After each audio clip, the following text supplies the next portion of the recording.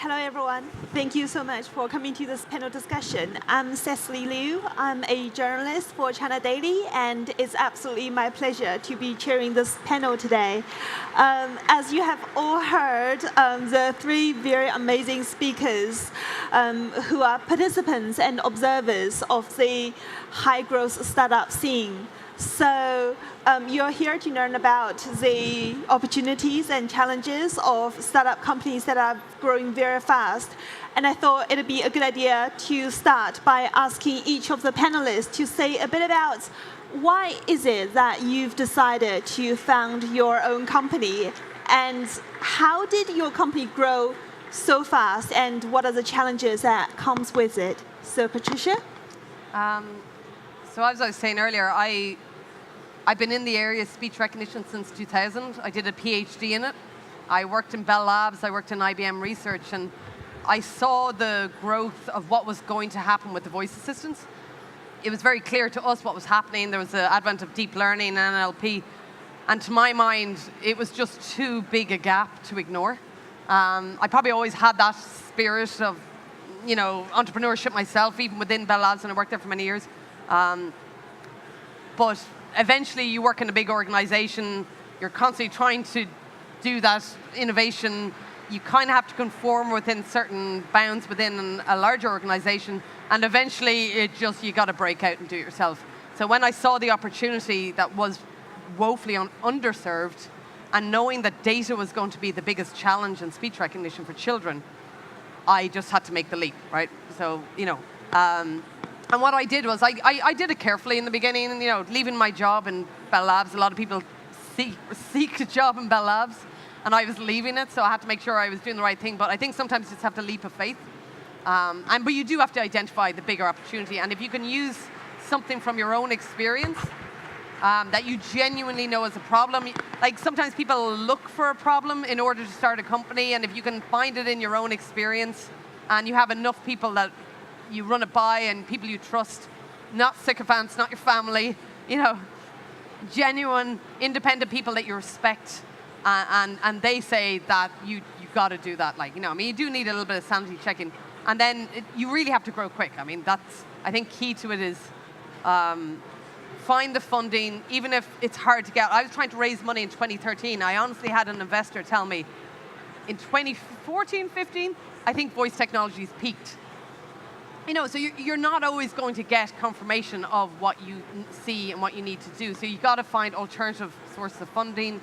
You got to keep pushing. You got to, not everybody's going. If everybody thought it was a good idea, then everybody would be doing it. If you see something individual and you can go for it, find alternative ways of funding it in the beginning, and people will come along eventually when they realize the opportunity. Yeah, absolutely. I really like the idea that you start from your own experience. You find the problem in your own life, and then you realize other people have the same experiences too, and that's why you find the market niche, isn't it? Yeah, for sure. Yeah, absolutely. Yeah. Thank you, Patricia. And you, Ido? Sure. So I totally relate to what you said, and this was exactly my experience. In many cases today, you have entrepreneurs coming and thinking that you should start a company at the age of 20, right out of college. This is how Mark Zuckerberg did it, so maybe I can do it as well. And my personal experience was most of my life I've been doing cybersecurity in the first part of my life, and then building very large-scale web infrastructure. So these are two things that I'm really passionate about. And seeing that, talking to customers, again, my business is more of a B2B. I don't understand consumer or the consumer experience. I understand businesses and what are their needs. Being a CTO and doing it, I feel the passion for that myself. And I saw a real need and a real gap in where building large web infrastructure, which is very different from traditional enterprise infrastructure, where all the existing security methods on how to address that were using the legacy enterprise infrastructure, using gateways, using proxies, which just didn't work in. You didn't have any place to fit them in and how people are building large-scale infrastructure today. So this is where I spent some time with my co-founders who are also experienced having similar background, and said, if we can figure out this problem that we're so passionate about, if we can have an idea on how can we change the architecture, how can we do things differently, then we should definitely do that because we see the need. We spent a few long nights and came with the architecture we came up with, met tens of potential customers or people who are potential customers for that idea to get their feedback. If you would have that, will you use that? How is it different? What are the problems that you're seeing that such a thing can help? And with that confidence, we knew that this is something we definitely want to spend a big chunk of our time doing, and the few years ahead of that. With that, we went to VCs, to funds, to raise money and to start building that. And this is my advice also for any entrepreneur. You should be passionate about it. You should understand about it. You should talk to as many people as you can before starting something. And you don't need to rush into that. You need to feel really passionate about it because you are going to spend a lot of time. It's not like a job that you can just quit. Mm-hmm.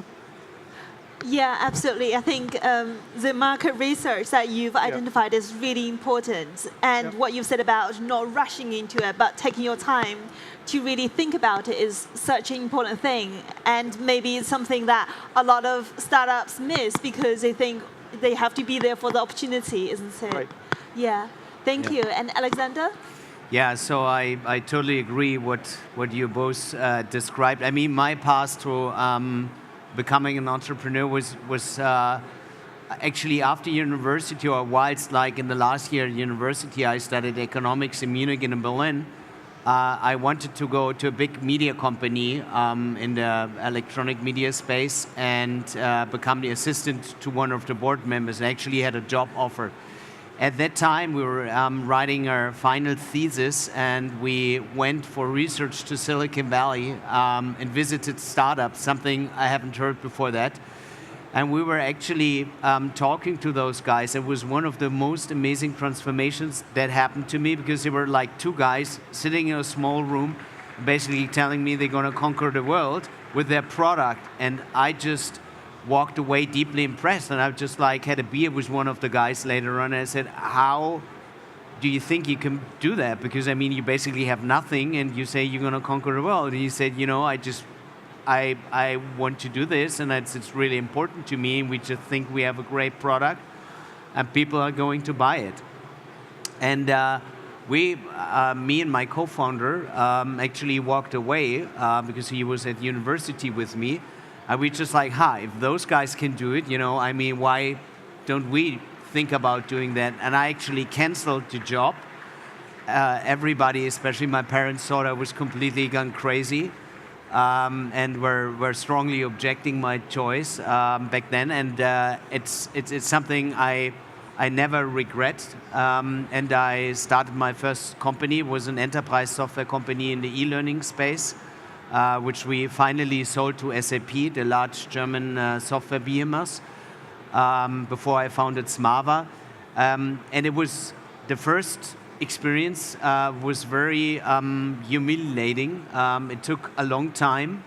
And it was something that just taught me to be humble and grateful if you're actually able, like we're doing it now with Smava, to really grow a company at scale. And my passion is actually that's what I like the most about being an entrepreneur, that you actually have the ability to transform the company, yourself, but you're always growing and growing and growing. It's like, it's never the same. Basically, even if I spent already 10 years with Smava, there hasn't been a single day where I'm like, oh, this is like exactly like yesterday. So it's like, it also gives you a unique ability to grow. Yeah. Thank you, Alex. I really like your university startup story and such a brave decision to make. And I think you touch on a very interesting point that as a growth startup company, every day is so different. And you're never really quite sure you've made it because it's challenges all the time. Which brings me on to the point that what are the challenges of a very fast-growing company? And I wanted to ask each of the panelists, what is the most difficult point in time in your startup journey that you thought, oh, am I making it? Am I not making it? Has there been a moment of doubt or hesitation in this process? Yeah, I mean, sometimes in the case of us, when we're bringing a technology to market it's really innovative, and you're relying on people who can take that innovation and bring it to market for you, right? So, you know, the market's ready for voice, right? But what we underestimated was our clients' maturity in that, right? So sometimes people just they want to voice enable. They hear it's trendy, right? So they go, oh yeah, we want to voice enable our product, but they haven't got a clue what that means in some ways. Like, no, they kind of think they're just going to stick voice behind a button and it's voice enabled, and you're like, that's a bad experience. Like, you know, there needs to be a maturity in the market as well. So we had to be quite selective. So in the beginning, we were looking to work like kind of, you know, self-service API, work with lots of people. And then in the end, we said, no, let's just like cull that a little bit for the people who are ready for it. So they actually create, so like voice interaction design is actually a new field, a new expertise. So you're not just voice enabling a button, you're not just ramming it into an existing product. You're actually being a little more thoughtful about how the experience changes when you use voice, and for children, right? So, you know, it's two different things there. So part of the reluctance, you know, the difficulty for us was making sure that was right for the market. And then what we had to do is just be a little bit more careful about who we work with. So we're not like, because you're always going to consume resources when you start out working with a couple of people, and just being a little bit more, we were being more selective of them. And that really helped get rid of the people who didn't have the technical ability or the readiness or the resources to invest in a product that was really ready for market. Yeah, of course. Sure. So the challenges of growth, I guess like every day is the hardest day and every day is the greatest day. And because every step brings the next challenge and then different challenge and the next opportunity and the next issue with that. So winning a great customer, getting amazing customer feedback, but also then how do we grow with a team? How we grow with a team. Again, with us, we decided to headquarter and build a company in San Mateo, in California, while we hired our engineering and research team and product team in Tel Aviv in Israel. That brings a bit of a challenge in different stages. How do you manage as you grow and as the company becomes bigger and bigger? How do you maintain a single culture? How do you verify? Communication is a big issue as we go, communication externally. How do you get everyone on the same page? How do you get them all focused on the goals of the company? And this is something we grow with us and the messaging on that. Yeah. So I would say, very simply put, I mean, if that's one of the things that actually very experienced entrepreneur gave me at the beginning. It's just like, being an entrepreneur, what's your biggest challenge? Quite simple, to run out of cash and then you're dead. So end of story, right? He said, so rule number one, always make sure you got enough money in the bank. If that is working, everything at least is a little bit less difficult. And looking back to my entrepreneurial 2 decades, I must say he's dead on. So it's really, I mean, this is the most important thing. And we had a lot of near-death experiences at smava, especially in the early days when we've been fundraising and we weren't sure if we're going to make it. And I think that's like the biggest challenge. Like, there are so many great technologies, so many smart people out there. And one of the most common reasons is because they're not able to get funding, despite the fact that we're like at the end of a, like, I don't know, 12, 13-year bull market right now. So there's enough liquidity, but still it's extremely hard if you're in the middle of fundraising. I hear that actually at this point in time, because the markets are getting more volatile, funds are getting a little bit more cautious and difficult to deal with. So I think it's like, that's, I would say, clearly the biggest challenge for every startup founder, to make sure that you get enough cash and enough funding to sort of make it to the next stage. I think the phases in between, that's like building the stuff, that's the passion where you can actually go full force. But even me, I'm a financial person. I'd rather spend like 99% of my time building the company instead of fundraising. It's always detracting, takes up a lot of time, and it's extremely important. So, yeah. Sure. So we've just been joined by one more speaker. Hi. Hello. Hi. Sorry. He is Amol Sarva, founder and CEO of Knotel. Yeah, so hi. Amol, can I get you to say a bit about yourself, your company, and what are the challenges of a high-growth startup? I mean, there's a lot. One of them is getting through security. I don't know how many of you faced it just now. But yeah, I'm Amol, and my company is Knotel. We do flexible office. So we build headquarters for companies. It's a little bit like co-working, but it's for bigger companies. So it's like Netflix or AT&T or IBM or whatever are our customers.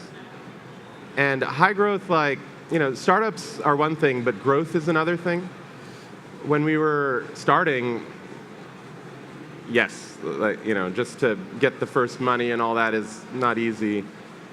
But now, I mean, the question is, can we achieve greatness? And that's a different thing. We're hundreds of people, hundreds of buildings, hundreds of millions in revenue. Like, it's like a big business, but actually it could be 1,000 times bigger, and we could screw it up. And that is the main, like, I worry only about that. I no longer worry about dying, I worry about achieving what is possible for us. And that's a complex, there's so much in that. Yeah, absolutely. If I may ask, what's the biggest one factor that how you could screw it up?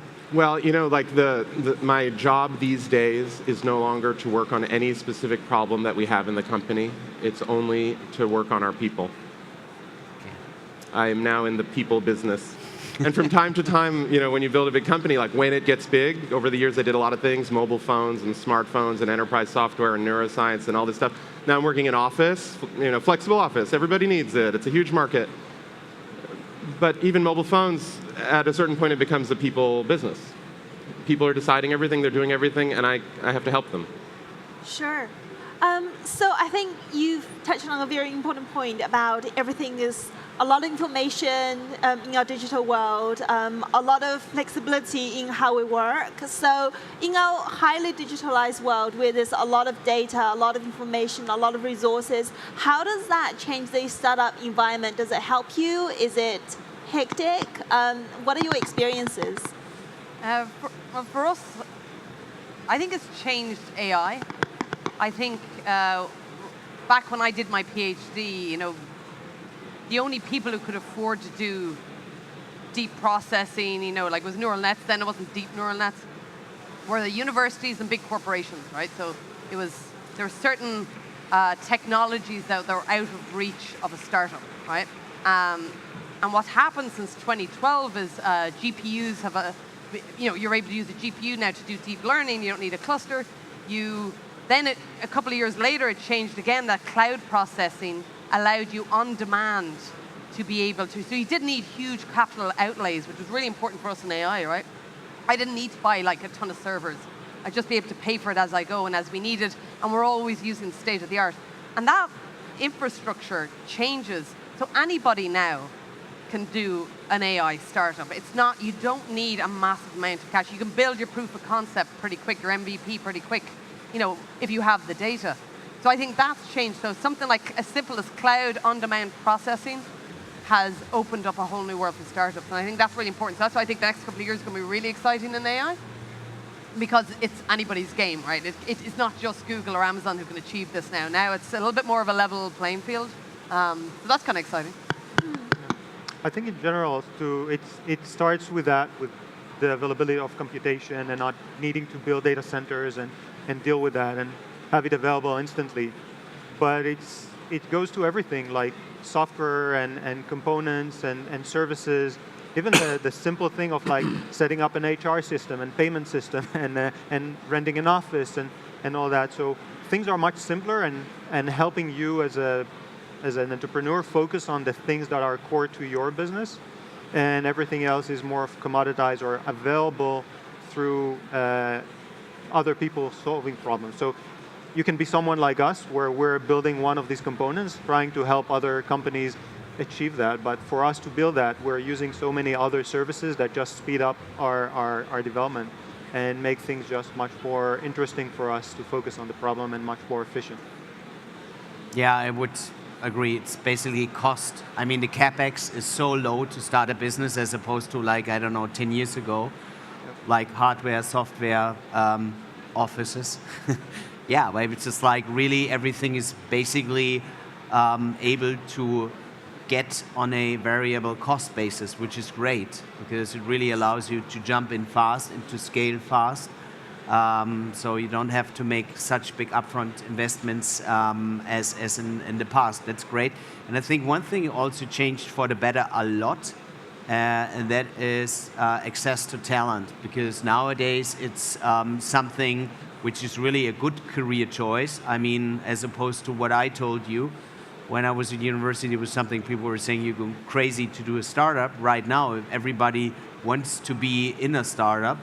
As a choice of career, so I think that's also helping a lot. And I mean, we're getting now the brightest people coming out of university, applying at smava, wanting to work for us. And that's great. Yeah, I think you heard why Knotel is useful to some of the problems that startups face.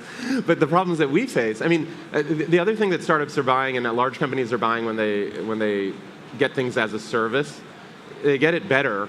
You know, it used to be you're running your company, you have to like do everything and it's slow and complicated and annoying, and now there's many other things. You know, you can get servers or performance marketing, and then maybe even the workplace that your people are going to do all their stuff in just from somebody. You could just press a button and we do it for you, and that's pretty cool. But you actually get something better. It used to be worse, like it was harder and more expensive, but you would also just have like a worse environment. The servers would go down, your office would be terrible, and now all these other resources you have, you can do it better, but then so can others. And I think often we don't appreciate how much easier it is for your competitors. Like if it's easy for everybody to start startups, and that's cool for you, it's also cool for them. And whatever your idea was, you're going to have to do it way faster, way more aggressively, 10 times better than you thought. Because other people are trying, right? I mean, if you're in Berlin and you're starting companies, there's 10 other companies just like yours. Same thing in New York, same in California. And so although it's getting easier, it's also getting harder because it is more competitive. Yeah, absolutely, because it's such a competitive landscape, isn't it? Well, I want to open it up to the floor for 1 or 2 questions. We have time for like 1 or 2 questions. All right. So this is a question for, sorry, what was your name again? I'm Amol. Amol. Hi, I'm Amol from Knotel. Hey, Amol. Sorry to be late. I was trying to find you on Twitter there. Yeah, so I really love the way you said that the challenge is to make your company great. So I guess you've gone past the struggling, the trying to survive, and now you're wanting to contribute. So how do you define your company being great? Besides everyone being happy, is there some contribution you want to make? Yeah, I mean, well, you know, in a way, we work in a category that's so familiar. We do offices, like, come on, it's like everyone's been in an office. But actually, it is the way companies die. Companies don't die because they have too many people. They fire them. It sucks, but they do that. And then they have some kind of lease or something, and then they just go out of business because they've given millions of dollars to some owner. If all we do is help other founders and leaders of companies do their thing better, if we just accomplish that by doing our real estate-y stuff, I think all these leaders and founders and creative people that are doing all these things, their mission, if we just support them, that'd be amazing. But like greatness for us involves really making an impact in that whole category. Office is this huge thing. It's huge. It's trillions. People spend trillions. I think we could be a big part of that. Right now, we're just nothing. By the way, did you steal that quote, making your company great again? No, please. I'm joking. Actually, if all joking. I do is get Trump out of office, I'll be happy. I'm That would be great. But then also this other thing. Yeah. I'm sorry. Shall we take one more question? Yes, No. leading far. Actually, Thank you. Hi. Why have you guys chosen this share of the market of bigger offices? And is that because you saw an opportunity and, you know, the margins are bigger or something? And what do you think of WeWork? Yeah, I mean, co-working is super cool. I'm sure you guys have been to co-working, but you can't run a real company in a co-working space. I mean, it is a real company when you're like 3 people and doing something, that's great. But most of the people in the world, they work in big companies. Most of the people in the world work in companies that are 1,000 people, 10,000, 100,000 people. Like the world of office is large organizations moving the world. And that's the market. Co-working is not. It's just like. Thank you very much. So that brings to the end of our panel discussion, and please join me in thanking our 4 very distinguished speakers. Thank you. Thank you.